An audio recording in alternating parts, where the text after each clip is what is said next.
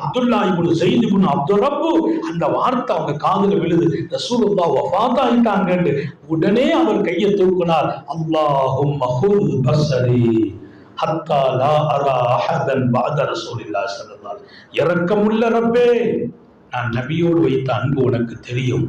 ஒரு துஆ நீ கபூல் செய்து விடு, என் கண்ணை குருடாக்குவாயாக.